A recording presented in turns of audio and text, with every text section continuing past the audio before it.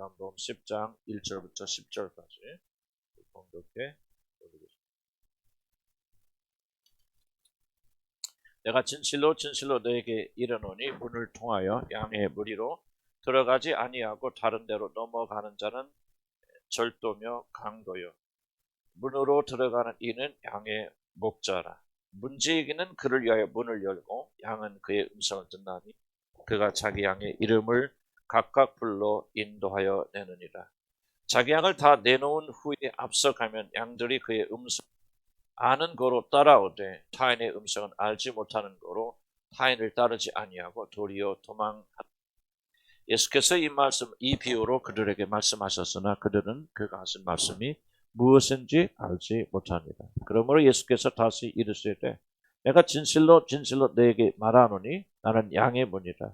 나보다 먼저 온 자는 다 절도요 강도니 양들이 듣지 아니하였느니라. 내가 문이니 누구든지 나로 말미암아 들어가면 구원을 받고 또는 들어가며 나오며 꼴을 얻으리라.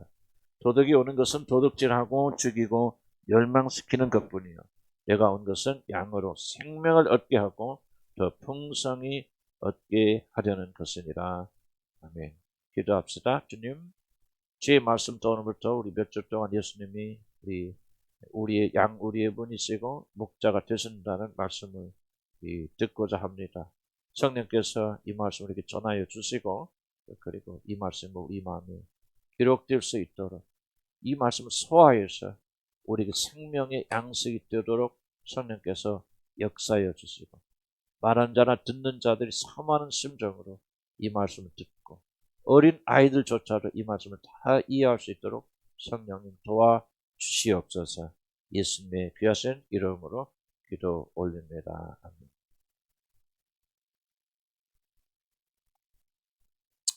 금방 읽으면 요한복음 10장 10절 말씀은 우리 믿는 자들에게 가장 용기를 북돋아주는 그런 말씀 중에 하나가 아닌가 저는 그렇게 생각합니다. 내가 이 세상에 온 목적은 자신을 믿는 자들로 하여금 생명을 얻되 아주 넘치게 생명을 얻게 하기 위함이라는 말씀은 어렵고 힘든 세상, 특별히 코로나같이 정말 이렇게 답답한 그런 세상 속에서 큰 격려와 용기를 북돋아주는 희망의 말씀이 아닐 수가 없다고 저는 그렇게 생각합니다. 예수님의 죽으심의 목적은 우리들이 멸망당하지 않고 도리 하나님의 자녀로 우리가 입양이 되어져서 그 놀라운 영광의 나라에 들어가게 할 뿐만 아니라 이 세상에 살 때에도 풍성한 삶을 살게 하여 주실 것이라는 말씀은 우리 믿는 자들이 어려움을 당할 때마다 힘들고 어려울 때마다 붙잡고 위로받을 수 있는 놀라운 생명의 말씀입니다. 근데 하나님 말씀 참 신기한 능력이 있어서 우리들이 말씀 붙잡고 나갈 때 참 정말 대단한 놀라운 그런 힘을 줍니다. 하나님 말씀은 살아서 운동력이 있다고 성경이 그렇게 전하고 있는데 어렵고 힘들 때 아무리 다른 위로와 다른 격려를 받아도 잘 안 되지만은 그러나 이 놀라운 약속의 말씀 붙잡고 소리를 내서 고백하고 묵상하면 정말 어떤 표현할 수 없는 위로와 힘과 그리고 용기가 우리 안에서 일어나게 됩니다. 그래서 사람들은 하나님의 기록된 말씀은 살아있고 운동력이 있고 능력이 있는 놀라운 말씀이라고 하는 것을 다시 한번 실감하게 되는 것입니다.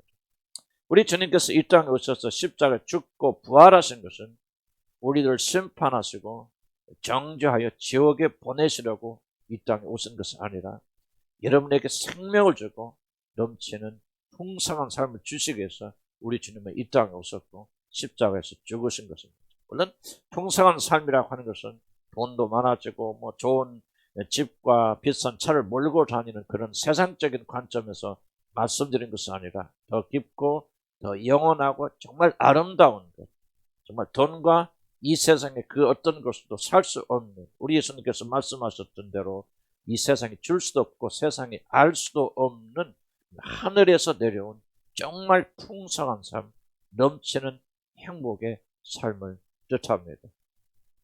바로 이렇게 놀랍고 풍성한 삶은 하나님께서 그분의 독생자 아들 되신 우리 주 예수 그리스도를 통하여 믿는 자들에게 주시는 놀라운 선물이라고 말합니다.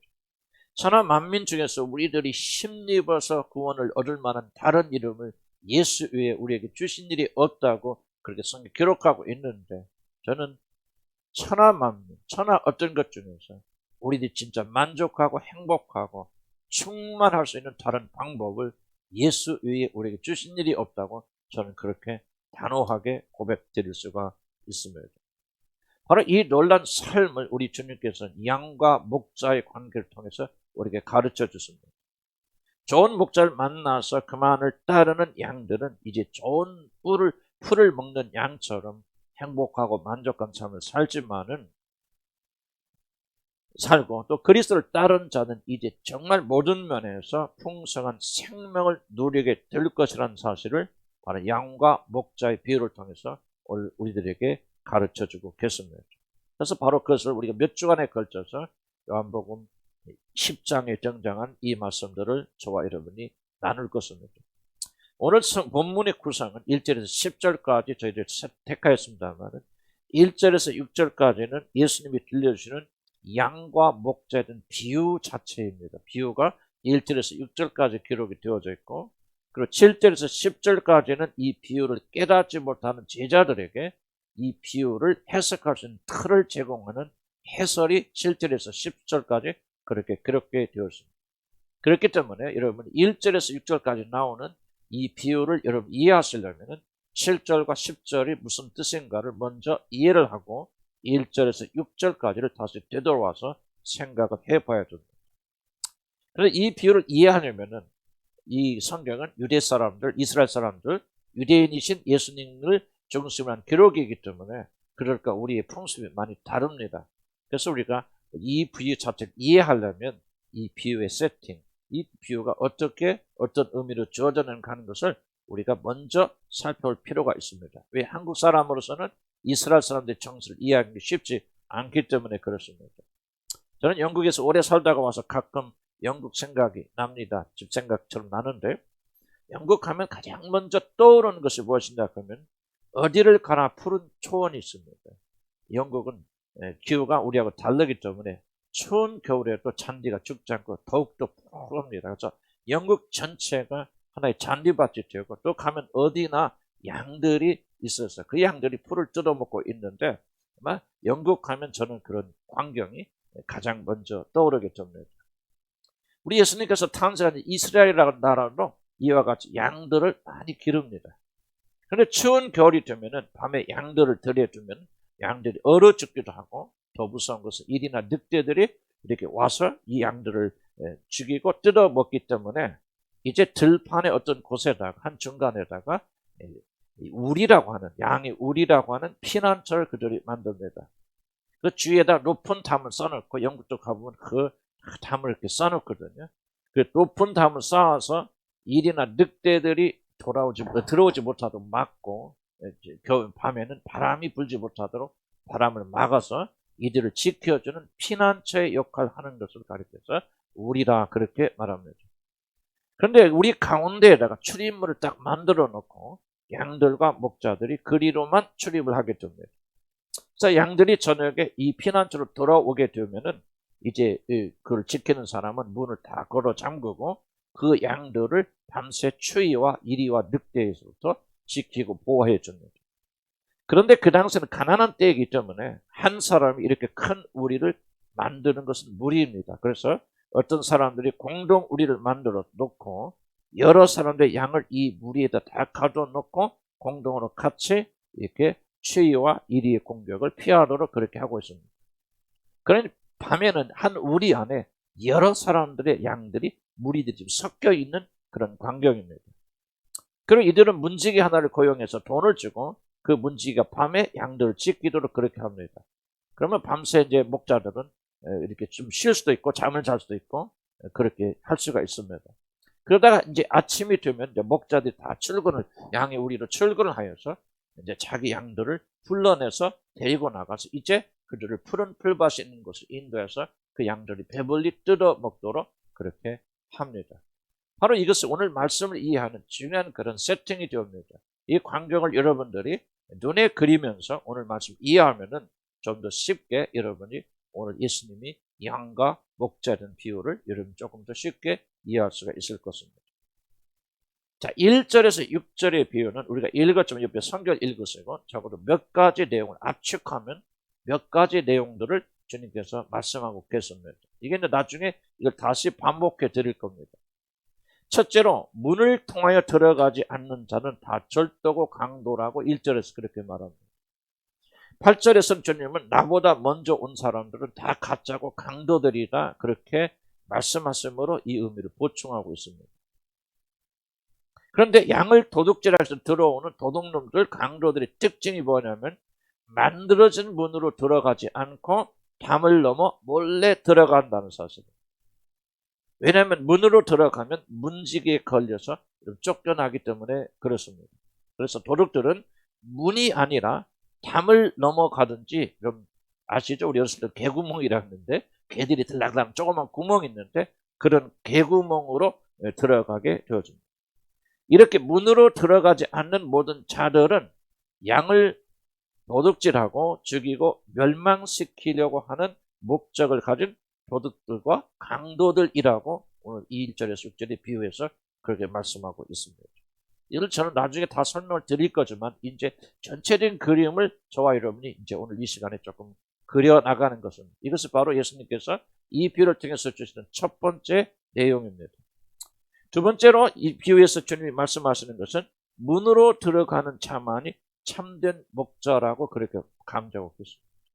강도들은 문으로 들어가지 않고 담을 넘어가지만은 참된 목자는 꼭 이 문으로 반드시 들어가게 된다. 아주 중요한 의미를 가지고 있습니다. 그가 양을 우리에 맡긴 양의 주인 목자라면 결코 담을 넘거나 개의 구멍을 찾을 이유가 전혀 없겠죠. 그래서 참된 목자들은 주저함 없이 반드시 문으로만 통과하게 되어집니다. 그래서 그가 참된 목자는 증거가 어디에 있냐면 그가 문으로 들어간다는 사실. 이것이 바로 중요한 메시지, 두 번째 메시지입니다. 세 번째는 이 비유가 말하는 것은 양의 우리의 문지기가 있는데 그 문지기는 목자를 알아보고 그 목자에게만 문을 열어준다는 사실입니다. 이것도 굉장히 중요한 그런 의미가 담겨져 있는 내용입니다. 이 문지기는 도둑이 오면 결코 문을 열어주지 않습니다. 문지기 책임은 목자가 아닌 자에게 문을 열어주지 않고 우리를 개방하지 않는 것이 문지기의 굉장히 중요한 임무입니다. 그래서 문을 꽁꽁 닫아버립니다.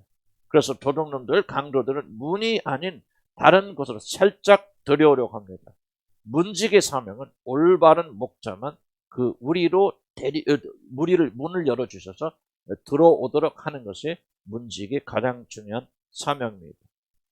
네 번째로 말하는 것은 우리에 들어온 목자는 우리 안에 들어있는 자기 양들 다 꺼내서 이제 아침이 되면 그 양들을 놓고 앞서서 그들을 인도한다는 것이 네 번째 그러면 내용입니다. 목자는 오직 자기에게 속한 양들만 이제 불러내서 이제 아침이 되면 그 양들 앞에 서서 그 양들을 인도하면서 양들을 풀이 많은 것으로 인도합니다. 근데 밖에 나온 양들은 자기의 목자의 음성을 알기 때문에 그 목자를 따라갑니다. 굉장히 중요한 그런 계시입니다. 만약에 다른 목자가 앞에서 여러분 인도하지만 내가 너희 목자하고 그렇게 비슷하게 온다 할지라도 다른 목소리를 가지고 있으면 양들은 그 목소리를 구분하여서 이 목자를 다른 가짜 목자를 절대로 따라가지 않고 도리어 자기 생명을 보호하기 위해서 이 양들은 다른 음성을 가진 목자와 다른 음성을 가지고 있는 그런 자들로부터 도망을 치게 되어집니다. 그렇기 때문에 양들이 목자를 따라서 풀을 배불리 먹느냐 그렇지 않으면 강도를 따라가서 죽임을 당하냐 하는 것은 바로 그 양들이 그 목자의 음성을 구분할 수 있느냐 없느냐에 자기들의 생명이 달려있다고 하는 것을 굉장히 강조합니다. 만약 이 양들이 자신의 목자의 음성을 구분하지 못한다면 그 양들은 결국 멸망으로 들어가게 될 것입니다. 이것이 바로 1절에서 6절까지 비유의 내용을 지금 압축해서 제가 설명한 겁니다. 그럼 다 기억하지 못하고 그래도 괜찮습니다. 앞으로 이제 하나씩 차곡차곡 우리 같이 이것을 풀어나갈 것입니다. 이것이 바로 1절에서 6절까지 비유의 내용을 제가 압축한 것입니다. 아마도 우리들은 이런 말씀을 많이 들어왔기 때문에 여러분 대충 여러분들은 그것이 무슨 뜻일까요? 라고 그렇게 이해를 하실 수가 있을 것입니다. 그러나 이 비유를 처음 들은 자들은, 이스라엘 백성들은 주님께서 무슨 말씀을 하시는지 도무지 그가 감을 잡을 수가 없습니다.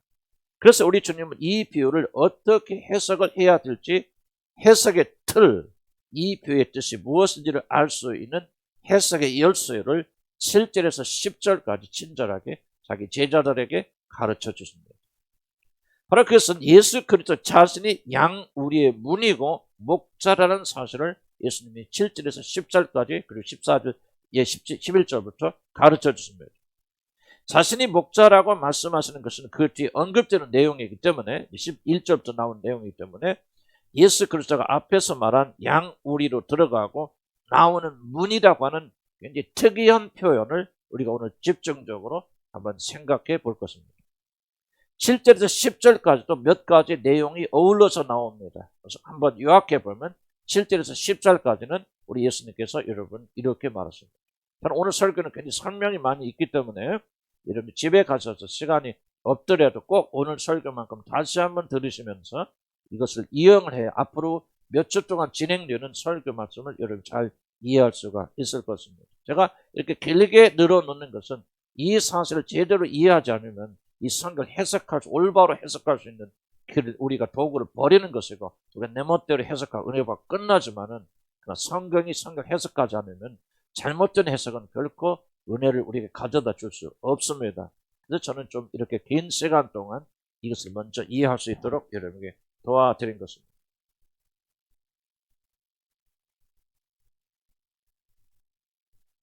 몇 가지를 요약하면 7절에서 10절까지 몇 가지 요약하면 다음과 같습니다. 7절에 나는 양의 문이다. 그렇기 때문에 나보다 먼저 온 자는 다 강도고 도둑이라고 주님이 말씀하십니다. 그리고 9절에서는 내가 우리로 들어가는 유일한 문이기 때문에 나를 통하여 들어가야 구원을 받게 되고 들어가고 나오면서 그 사람은 배불리 먹게 될 것이다. 꼭 이 문으로 들어가고 이 문으로 나와야만이 배불리게 먹게 될 것이라고 그렇게 말씀하십니다. 그리고 10절에서는 선한 목자인 자신만 있는 것이 아니라 양들을 죽이는 도둑도 있다고 하는 사실을 10절에서 강조하십니다. 그런데 도둑이 우리에 들어오는 것은 오직 한 가지 목적, 즉 양의 생명을 빼앗고 양을 멸망시키는 것뿐이라고 우리 주님은 힘주어서 여기서 강조하고 계십니다. 그리고 나서 가장 중요한 말씀을 하셨는데 그것은 자신이 이 세상에 오셔서 십자가에서 죽음을 당하시는 중요한 목적은 단순히 우리 죄를 용서해 주는 것이 아니라 양과 같은 우리 믿는 자들로 하여금 생명을 얻되 풍성한 생명을 얻게 하려는 것이라고 지금 그렇게 말씀하고 계십니다.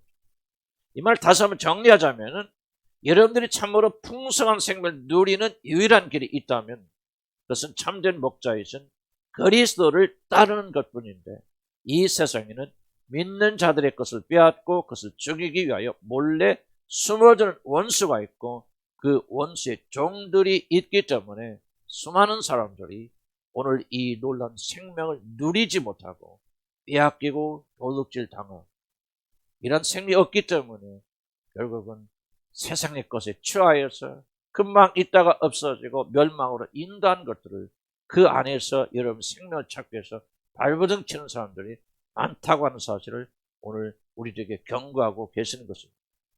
내가 이 세상에서 온 것은 너희들에게 진짜 생명, 참된 생명을 주되 정말 넘치게 주려는 것인데 그것을 빼앗는 원수가 있으니 너희들은 빼앗기지 않게 해서 조심하지 않으면 자신에게 주어진 모든 생명을 다 잃게 되어진다는 경고와 그리고 반대로 주님을 따를 때 여러분이 풍성한 생명을 얻게 될 것은 소망이 동시에 담겨져 있는 것이 오늘 우리들이 살펴볼 이 비유의 핵심적인 내용입니다.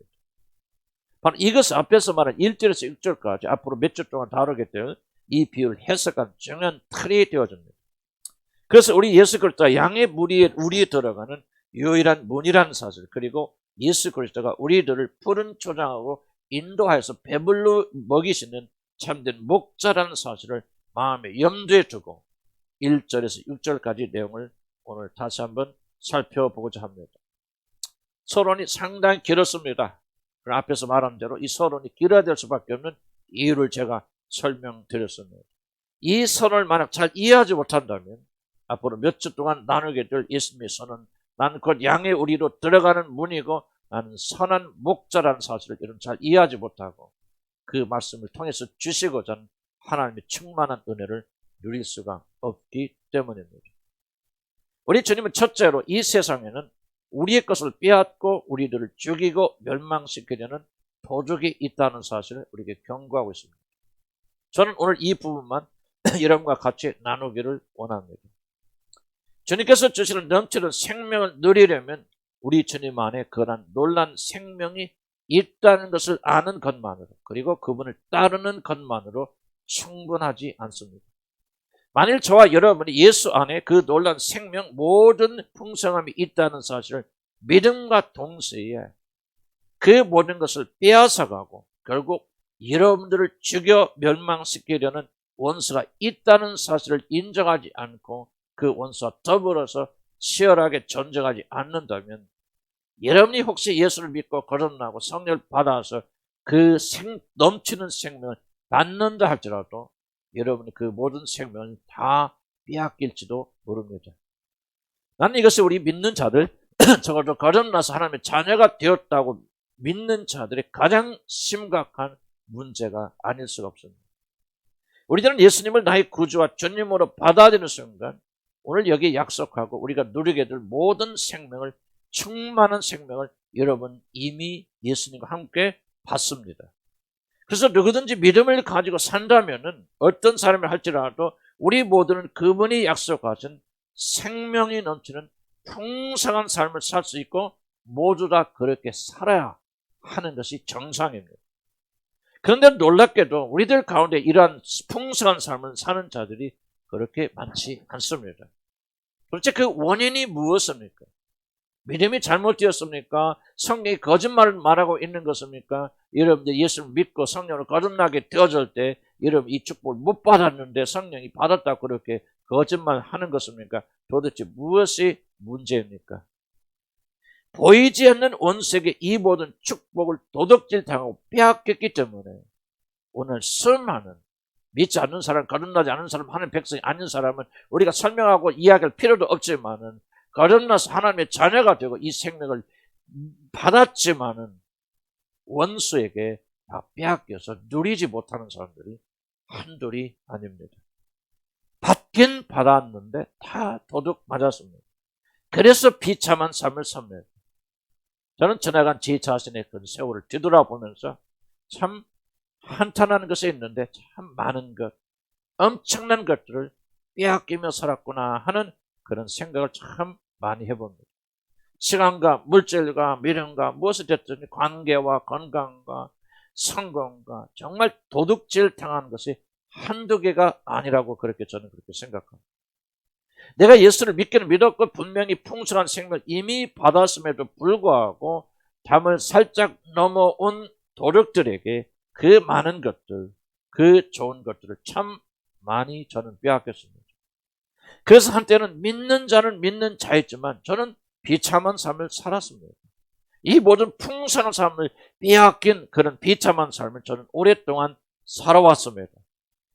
지금 그때를 생각하면 부끄러워서 얼굴을 들지 못할 정도입니다. 여러분 돈을 받는 즉시 다 써버리고 낭비하는 사람들에게 돈을 아무리 많이 가져다 준들 무슨 유익이 있겠습니까? 마찬가지로 받는 즉시 원수에게 다 빼앗겨 버린다면은 사람에게 주어질 하나님의 은혜와 축복이 어디에 있겠습니까? 하나님이 거룩한 말씀 아무리 선포하여도 듣는 즉시 여러분에게 원수에게 빼앗긴다면 그것이 무슨 유익함이 있겠습니까? 그래서 성경에는 개나 돼지에게 진주를 던지지 말라고 그렇게 말씀하신 것입니다. 항아리 밑에 구멍이 나서 모든 그 물이 다 새어나간다면 거기에다 아무리 많은 물을 갖다 부으면 무슨 소용이 있겠습니까? 다 새어나가버리지 않습니까? 그런 것처럼 아무리 좋은 것을 넘치게 여러분이 받으면 어디에 쓸 수가 있겠습니까? 다 빼앗겨버리고 마는데. 그러니 물을 담기를 원하는 자들은 항아리를 먼저 고쳐야 하듯이 풍성한 삶을 살기를 원하는 자들은 주님이 경고하신 대로 담을 살짝 넘어와서 여러분의 모든 걸 빼앗고 도둑질하고 심지어 여러분 죽이고 멸망시키는 원수가 있다는 사실을 항상 잊지 말고 경계하고 그 원수와 더불어 싸워서 자기 안에 주신 이 보배로운 보화를 지킬 줄 알아야 됩니다. 우리 현대 기독교인들이 애써서 부정하고 싶어하는 것은 놀랍게도 귀신들의 존재, 하나님께 주신 이 놀라운 생명을 뺏어가는 영적 존재들이 있다고 하는 것을 여러분 인정하지 못합니다. 우리도 치유한다고 축사한다고 귀신 수없이 해왔지만 그럼에도 불구하고 거의 대부분의 사람들은 우리에게 주시는 이 넘치는 생명을 빼앗아가는 영적 존재가 자기 자신 안에서 어떤 환경을 통해서 활발하게 역사하고 있다는 사실을 여러분들이 잘 인정하지 못합니다. 오늘날 교회에서 여러분 21세기를 사는 자들에게 좀 귀신 이야기하면 좀 시대에 뒤떨어지는 같은 인상을 받기 때문에, 그리고 교회에서 항상 악한 영의 존재를 말하면 마치 무속 집단같이 그렇게 느껴지기 때문에 현대교회는 성경이 우리 주님이 또 강조하는 이 마귀에 대한 영적 존재에 대한, 그리고 우리들이 주신 모든 생명을 빼앗아가는 이 존재에 대해서 일부러 우리가 눈을 감아 버릴 수가 있습니다. 그래서 악한 영들에게 교회는 아무런 방해를 받지 않고 편하게 안식할 수 있는 그런 장소가 되어져 버렸다고 많은 자들을 말합니다. 교회 안에서는 아무도 귀신들을 귀찮게 하지 않습니다. 뭐 귀신의 문제, 영적 문제다 그렇게 말하지 않고 심리 문제다, 환경의 문제다 그렇게 말하니까 편안하게 귀신들이 숨어 있는 것입니다. 이것은 현대교회가 병들어 가고 있는 큰 원인 중에 하나고, 바로 여러분의 삶에 풍성한 삶이 아니라 무엇인가 빼앗기고 도둑질 당하여서 결국은 세상적인 것에 이런 매달리고 있는 그런 비참한 삶을 사는 큰 원인 중에 하나가 바로 이것이라 그렇게 생각합니다. 바로 이것 때문에 우리 주님은 자신이 주시는 놀라운 생명에 대해서 말하면서 그것을 빼앗고 도둑질하는 죽이는 원수가 있다는 사실을 먼저 1절에서 강조하고 계시는 것입니다. 우리들의 눈에는 보이지 않지만 보이는 세계와 보이지 않는 모든 세계를 직접 창조하신 예수님께서는 지금 여러분의 눈에는 보이지 않지만은 숨어서 교묘하게 우리 믿는 자들에게 주신 그 놀란 생명을 빼앗아가고 도둑질하기 위해서 살며시 담을 넘어온 악당들이 있다는 사실을 오늘 본문을 통해서 우리 주님은 강조하고 계신 것입니다. 만약 여러분이 이런 악한 존재를 인정하지 않는다면, 거듭나서 하나님 놀라운 생명을 가졌다 할지라도 여러분이 정말 이 악한 존재를 볼 수 없다면, 무시하고 사신다면 여러분 결코 하나님께 주시는 그 놀랍고 풍성한 생명을 누릴 수가 없습니다. 하나님께서 주시는 대로 족족 여러분을 빼앗겨버리고 맙니다. 저도 과거에도 그랬고 수많은 그리스도인들이 오늘도 빼앗기고 있습니다. 그래서 우리들도 우리 주님처럼 이 어둠에 속한 자들에 대한 경계를 늦춰서는 안 됩니다. 축복을 받는 것도 중요하지만 더욱더 중요한 것은 그 축복을 지킬 줄 알아야 되고, 축복을 지킬 수 있는 가장 좋은 방법은 이것을 도둑질하는 도둑이 있다는 사실을 인정하고 매일매일 경계하면서 우리들의 축복을 빼앗기지 않도록 지키는 일입니다. 그런데 우리 주님은 우리들의 모든 축복을 빼앗아가는 강도들의 특징이 무엇이라고 말씀하고 계십니까? 그들의 특징은 문으로 들어오지 않고 살며시 담을 넘어 들어오거나 개구멍으로 기어 들어온다는 사실, 바로 이것이 도둑의 전형적인 특징입니다. 그런데 그들이 담을 넘어오건 개구멍으로 들어오건 정말 중요한 사실은 바로 그들이 그리스도를 상징하는 문으로 들어오지 않는다는 사실입니다. 담을 넘어오기 때문에 강도가 아니라 개구멍을 통해서 들어오기 때문에 도둑놈이 아니라 바로 그들이 문으로 들어오지 않기 때문에 도둑놈이라고 성경이 그렇게 말합니다. 강도들이 문으로 들어오지 않는다는 말이 도대체 무슨 뜻입니까? 바로 이것은 강도들의 특징, 즉 이들이 어떻게 여러분의 것을 도둑질하는가를 보여주는 아주 중요한 단서입니다. 우리들의 모든 축복을 도둑질하려는 악한 것들은 그리스도를 상징하는 문을 피하여 들어옵니다. 바로 이것을 보고 문으로 들어오지 않는 것을 보면서 아, 이것들이 강도구나, 이것들이 도둑놈들이구나, 나의 것을 도둑질하기 위해서 들어온 절도구나, 우리가 그렇게 판단하는 것입니다. 바들 이들이 문으로 들어오지 않는다는 것은 이들이 우리들의 것을 도둑질한 방식, 어떻게 여러분에게 주어진 하나님의 생명을 빼앗아 가는 것에 관한 이 방식을 주님께서 노출시키는 것입니다. 이것을 아는 것은 여러분이 하나님께서 여러분에게 주신 이 놀라운 생명을 빼앗기지 않기 위해서 매우 중요한 일이라고 저는 그렇게 생각합니다. 만약 우리들이 사탄이 어떻게 여러분의 것을 도둑질하는지를 알지 못한다면은 우리는 도둑이 바로 사탄이고 사탄이 우리를 노리고 있다 하는 것을 알고 있음에도 불구하고 여러분들은 여러분의 모든 것을 도둑질 당하게 됩니다. 도대체 강도들은 문으로 들어오지 않고 담을 넘어서 몰래 들어온다는 말이 우리들의 것을 도둑질하는 것과 도대체 무슨 연관이 있단 말입니까? 사탄이 우리의 것을 빼앗고 우리들을 죽이고 멸망시킬 수 있는 것은 바로 우리들이 예수 그리스도로부터 여러분이 이탈될 때 사단은 마음 놓고 여러분의 것을 도둑질할 수 있다는 것을 보여줍니다. 우리 믿는 자들이 예수 중심에서 벗어나게 되어질 때 우리들에게 주어진 모든 풍성한 생명을 성들이째 사단에게 빼앗겨 버린다고 하는 사실입니다. 사랑하는 성도 여러분, 우리들이 예수님을 믿는 참된 믿음의 삶에서 이탈될 때 우리들이 예수님의 가르친 대로 살지 아니하고 예수의 정신에서 여러분이 벗어나게 되어질 때 바로 그때 사탄이 여러분에게 들어와서 여러분의 모든 것을 다 빼앗아 버릴 수 있는 것이지.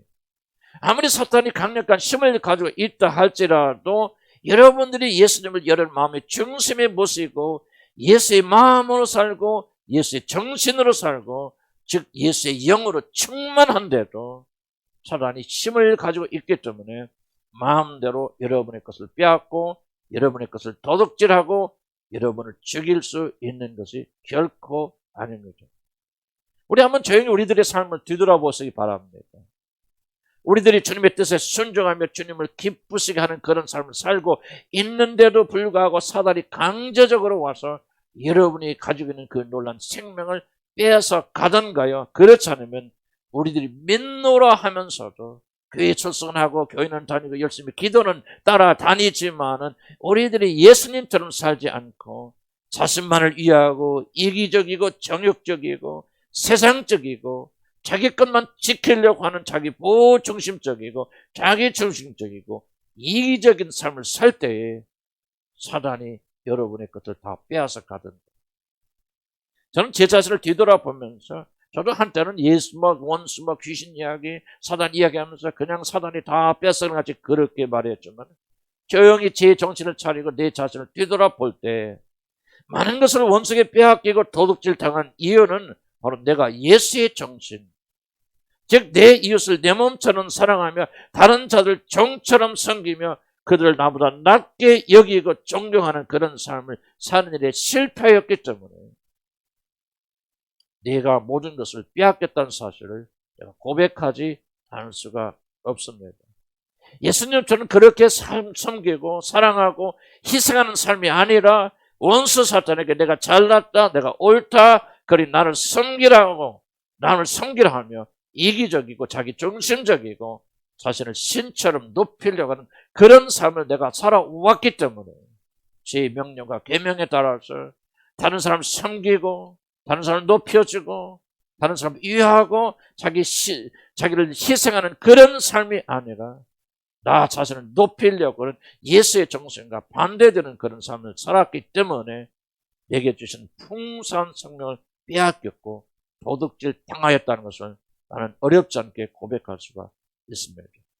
만약 주님께서 그런 나를 개입하지 않으셨다면 나는 벌써 죽었을 것이고 이미 멸망당하여 지옥에 던져졌을 것입니다. 강도는 예수님을 상대하는 문으로 들어오지 않는 자들의 모든 것을 빼앗고 그들을 죽이며 멸망시킵니다.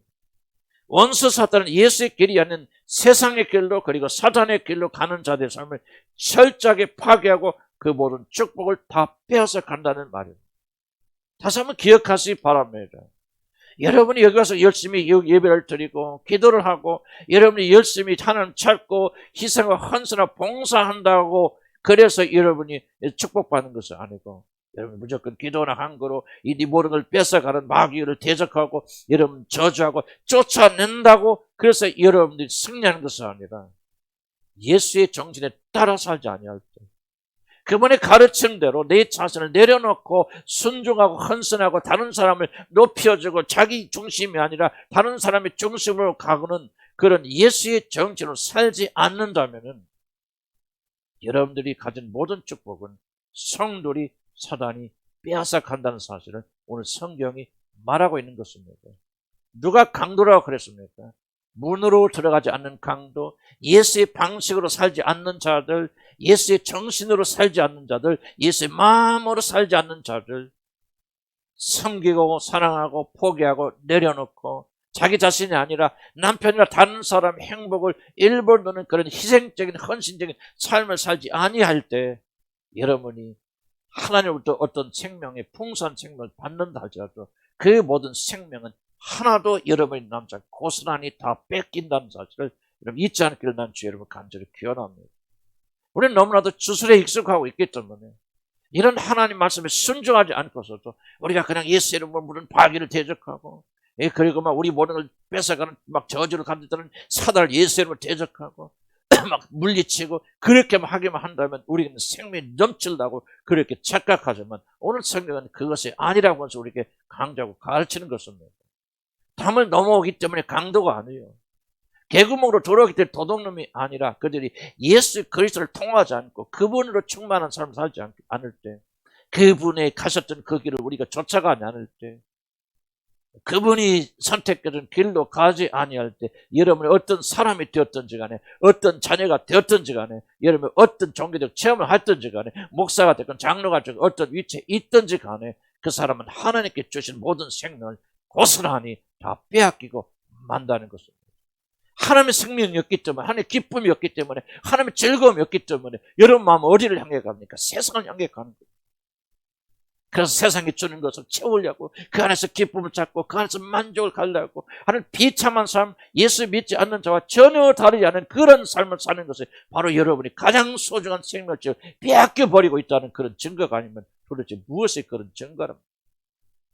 여러분 안에 만약 생명이 넘친다면, 여러분 그런 거 하나도 없어도 예수 그리스도 단둘이 해서 여러분 영혼이 차고 넘치고 기쁘고 즐거워 감사해서 여러분 속에 정말 감사합니다. 오늘 놈은 뭡니까? 감사한 사람들. 예를 들면 정말 여러분들 돈이 없으면 인해서 진심으로 하나님께 감사드리고 있어요. 가난함을 인해서 정말 주님을 찬양합니까? 여러분이 건강하지 못하면 인하여서 이렇게 기뻐하고 즐거워합니까? 노래 부르며 주님을 찬양합니까? 오히려 세상적인 것들이 없기 때문에 주님을 바라볼 수 있는 만을 바라보는 그런 상태가 되었다는 사실 때문에 이렇게 기뻐하고 즐거워하고 감사합니까? 이렇게 그렇지 못하다면 여러분 지금은 생명을 빼앗기고 도둑질 당하고 멸망의 길로 내려가고 있다는 확실한 증거입니다. 나는 여러분들이 주님한테 올 때마다 정말 그런 사람들이 있어요. 우리 교회 보면은 정말 주님으로 만족하지 못하고 앉아서 여러분의 영혼은 다른 곳에 있는 사람들, 나는 오늘도 이 설교하면서 내가 영적으로 느끼기 때문에 가슴이 아픕니다. 그 사람의 영혼은 여기 있지 않고 하나님 안에 있지 않고 세상에 가 있는 사람들이 지금 오늘 여기 앉아 계시고 계십니다.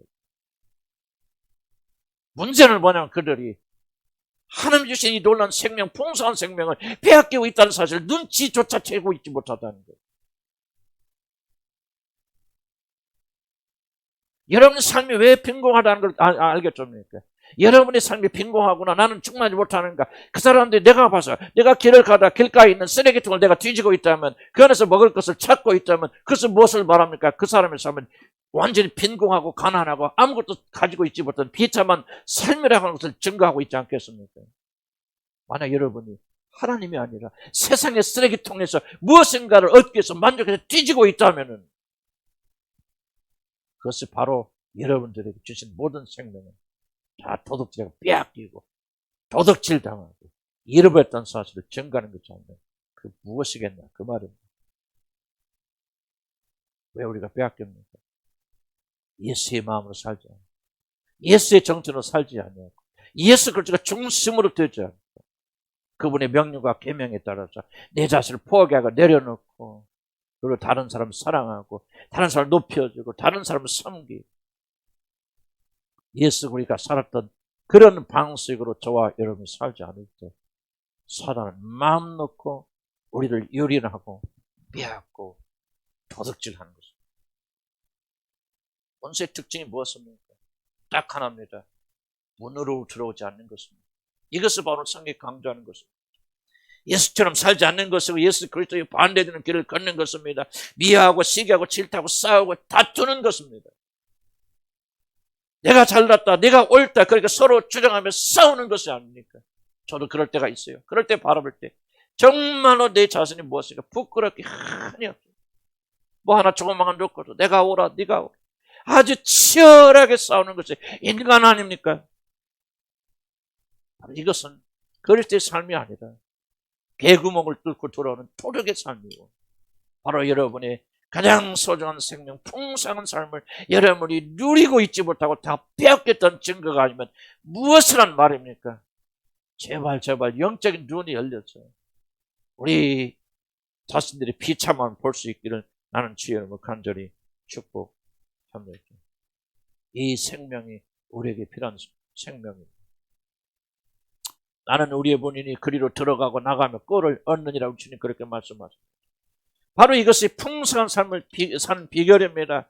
풍성한 삶은 갑자기 하늘에 뚝 떨어지는 것이 아니고 기도하니까 내려오는 것이 아니고 문들에서는 그리스도를 통해서 들어가고 나갈 때 얻어지는 것이라고 그렇게 말합니다. 이 문을 통과하지 않는다면, 예수의 마음으로 살지 않는다면, 예수의 정체로 살지 않는다면, 예수님처럼 살지 않는다면은 결코 그 사람은 풍성한 초당으로 나갈 수가 없고 배부를 수가 없을 것입니다.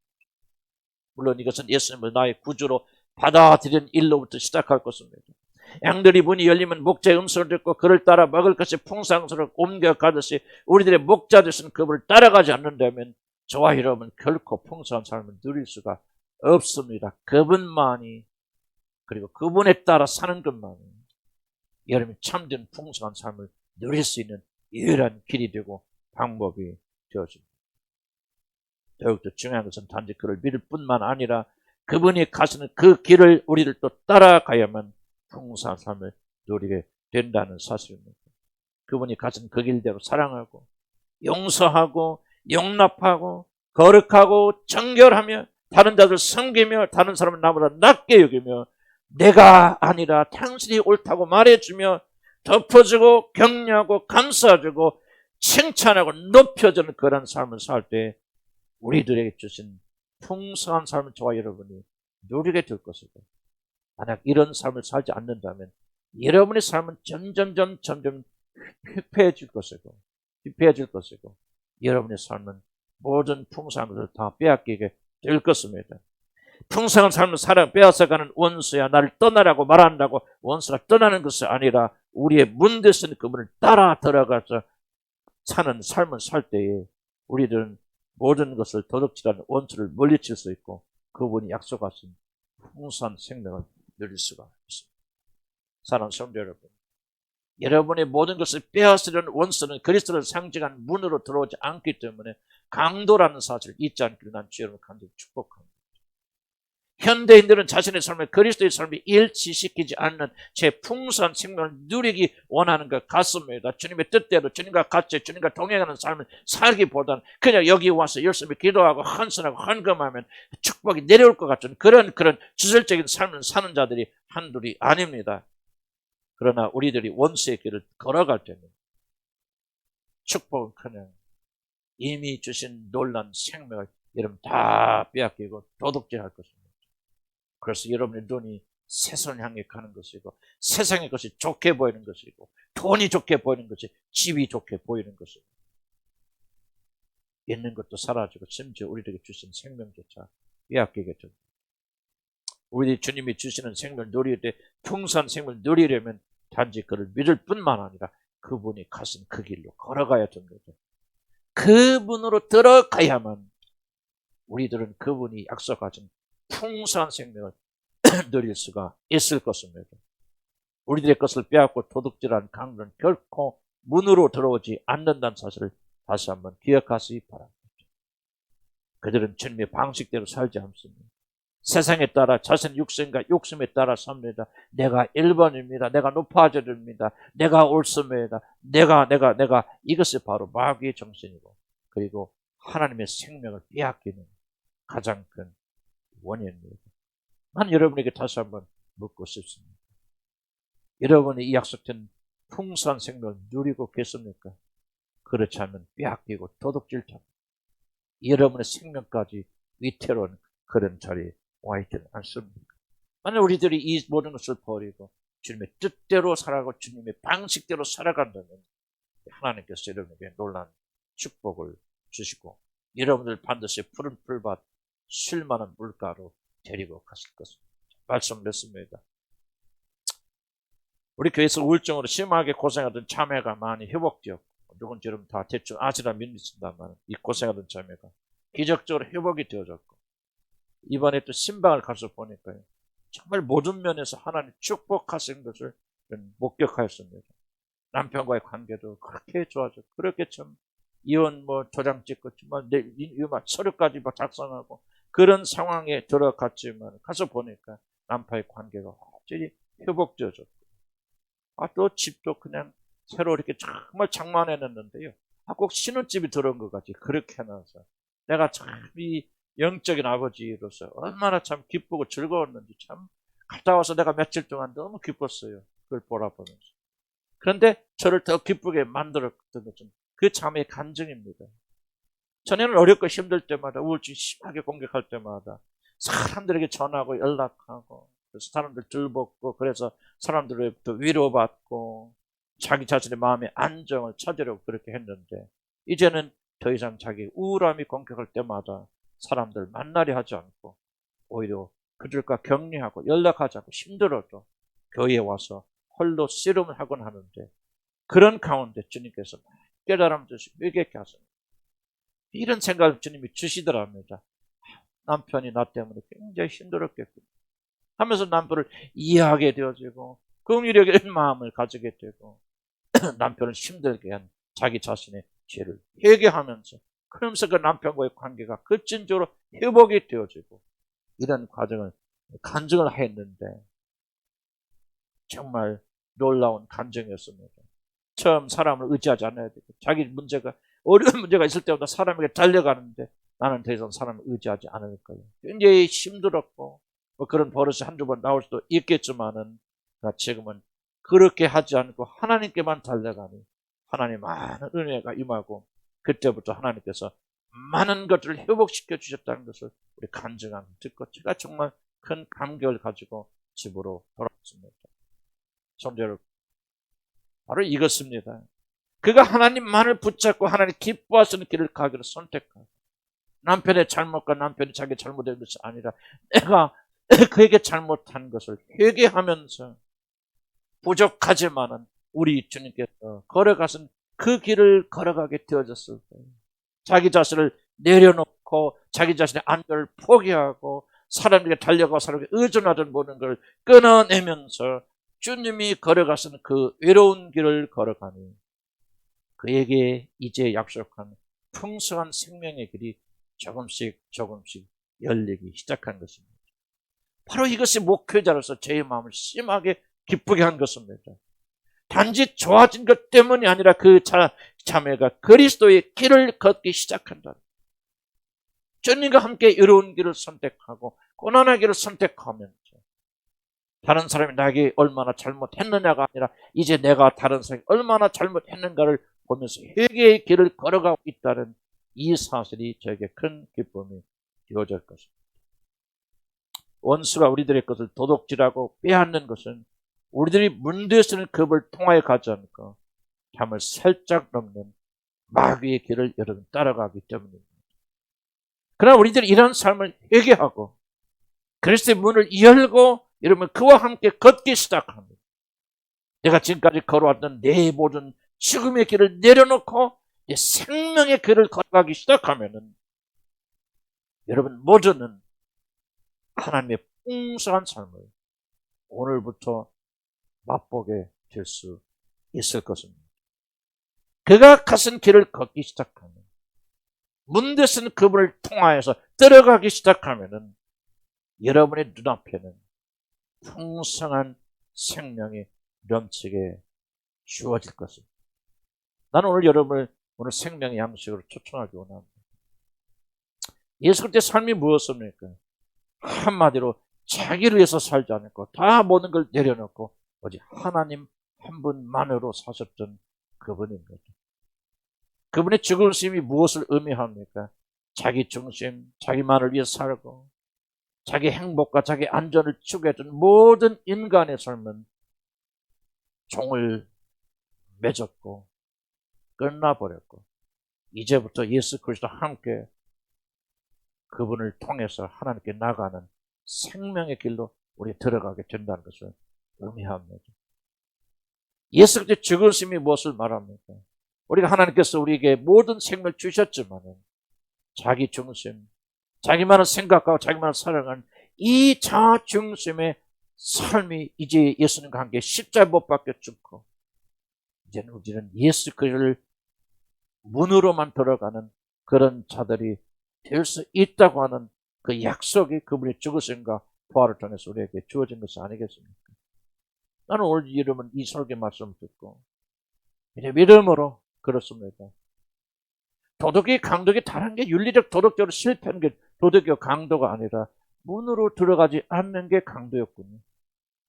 지금까지 내 실패의 원인이 뭐가 부족해서 아니라 내가 주님의 마음으로 주님의 정신으로 살지 아니하고 마귀의 마음 마귀의 정신으로 살아왔기 때문에 이렇게 하나님 주신 모든 신령한 축복을 다 빼앗기고 도둑질 당하고 멸망당하게 되었음을 나는 인정하고 고백하면서 이제부터는 나는 내가 아니라 주님이 사셨던 것처럼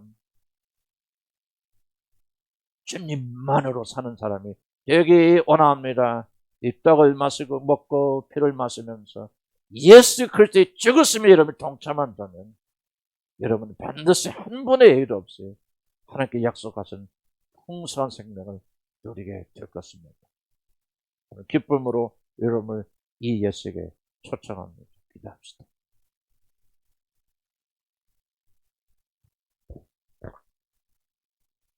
우리가 생명을 얻을 때 풍성한 생명을 얻게 되리라고 주님이 약속하지 않았습니다.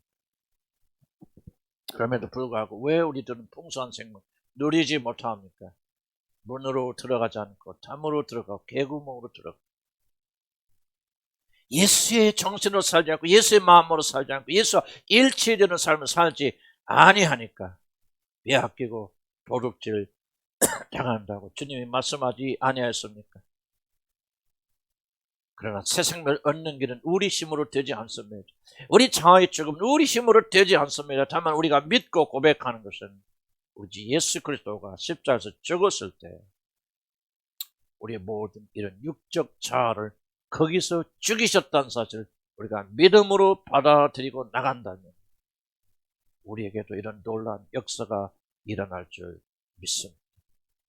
주님 우리에게 믿음을 주셔서 아까 어떤 자매의 그런 신앙의 고백처럼 우리들도 이제부터는 부족하지만 사람을 의지하고 사람 바라지 않는 예수님처럼 살아가서 그 놀라운 생명을 누리게 되는 놀라운 자들이 되도록 축복하여 주옵소서. 예수 그리스도의 귀하신 이름으로 기도 올립니다.